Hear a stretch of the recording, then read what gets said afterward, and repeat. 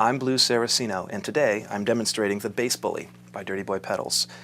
This was kind of inspired by an old German design, and what's great about it is that it is a boost pedal as well as a fuzz pedal, and it can be a boost and fuzz pedal. The reality was my father kind of saw a huge gap in the market for bass pedals, especially ones that kept the bass for the low end. It's always tough when you hit a distortion pedal for your bass and your low end goes away. So I'm going to take you through this pedal here.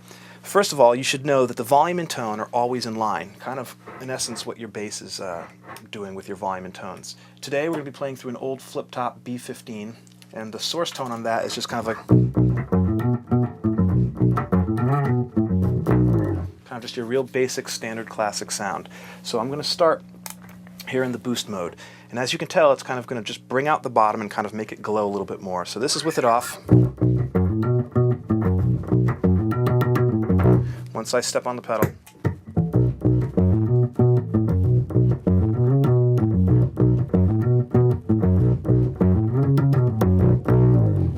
so you can tell it kind of, this whole circuit is kind of inductor based versus your typical kind of just a cap bled to ground.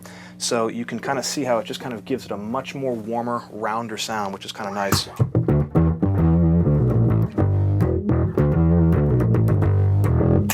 So that's always kind of cool. The next feature up is the fuzz. And what I like about it more so than any other pedal is that it actually keeps my low end on my bass. So when I'm rocking,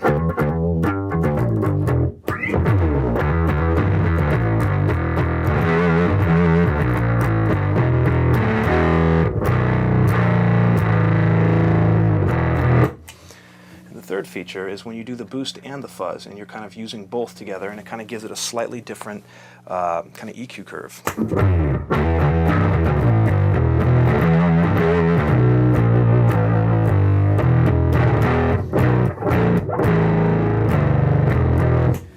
This pedal has actually become very popular with a lot of session musicians due to the fact that a majority of them like to go just direct in, and they don't necessarily even rely on an amp. And so what's great about this is you're no longer just relying on the tone pot of your bass, or at least this old bass with a scratchy tone pot.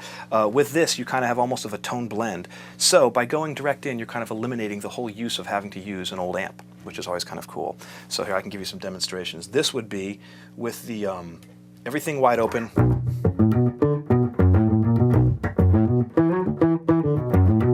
Just by using the tone pot on this, I get much more.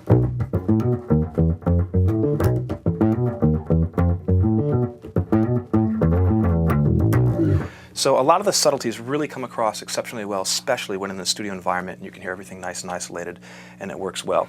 Another big feature is that, especially when going DI, when you put it in the boost and fuzz mode, you can kind of vary by using, a lot of the boost and a little bit of the fuzz. Something kind of would be more like this. Let me show you. This would be kind of a subtle, just to kind of.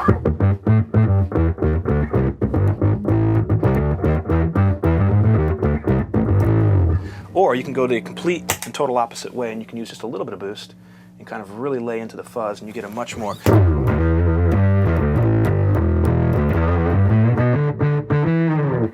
The Bass Bully has become very popular with a lot of the new metal bands for just, the fact that you can kind of run everything wide open and it still keeps the old bass tone and retains all the tightness, but just is pretty bananas. And that's how I like to run it a lot myself, so you can see.